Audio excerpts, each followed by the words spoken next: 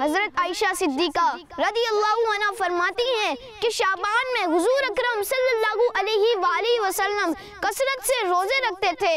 تو پیارے بچوں اور کڈز مدنی چینل کے ناظرین، ہمیں بھی چاہیے کہ حضور صلی اللہ علیہ وآلہ وسلم کی سنت کو ادا کرتے ہوئے زیادہ سے زیادہ روزے رکھیں۔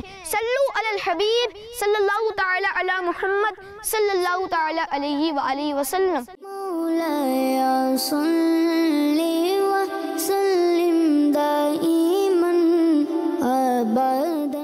پیارے بچوں اور کڈز مدنی چینل کے ناظرین، شعبان میں عبادت کی عادت ڈالیں، کیونکہ اب آنے والا مہینہ رمضان المبارک کا ہے، جس میں ایک نیکی کا ثواب 70 گنا تک بڑھا دیا جاتا ہے۔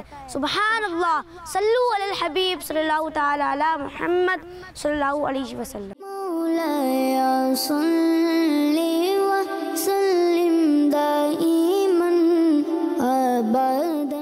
پیارے بچوں اور کڈز مدنی چینل کے ناظرین، حضور نبی کریم صلی اللہ تعالیٰ علیہ وسلم نے شعبان کو اپنا مہینہ قرار دیا ہے، اور آپ صلی اللہ تعالیٰ علیہ وسلم اس ماہ میں کثرت سے روزے رکھتے تھے۔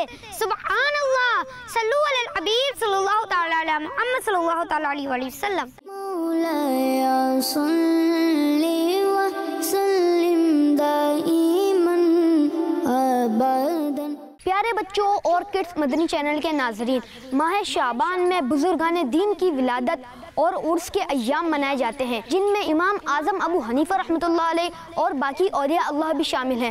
اللہ تعالیٰ سے دعا ہے کہ ہمیں ان سب سے عقیدت و محبت رکھنے کی توفیق عطا فرمائے، آمین یا رب العالمین۔ صلو علی الحبیب صلی اللہ تعالی علی محمد صلی اللہ علیہ وسلم۔ مولایا صلی وسلم دائما ابدا۔ بچوں کا مدنی چینل